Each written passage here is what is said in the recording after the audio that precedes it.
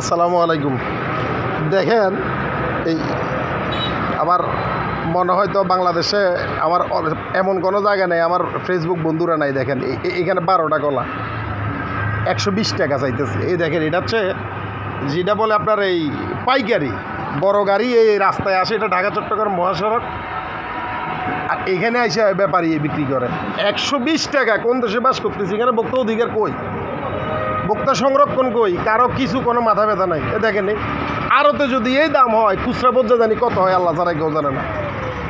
ভাই, আমরা কোন দেশে বাস করতেছি খেয়াল করতেছেন?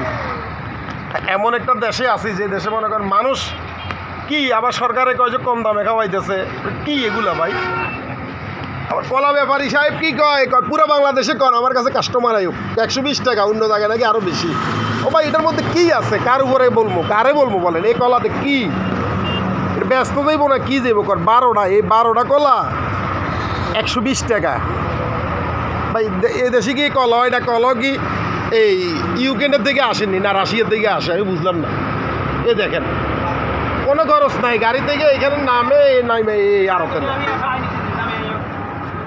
তা আমি আমাদের 14 গ্রামের এই যদি ভোক্তা সংরক্ষণ থাকে, অতি শীঘ্রই আইসা এই মেডিল্যাবের সামনে অপোজিটিভে যেন আইসা এটা তদন্ত করে, আর আমাকে ফোন দিলে ইনশাল্লাহ আমি আসবো। আমার ফোন আপনাদের আমার ডিসক্রিপশন বক্সে দিয়ে দিচ্ছি। কোন দেশের সিস্টেমে আমরা বাস করতেছি? ওকে, আসসালামু আলাইকুম।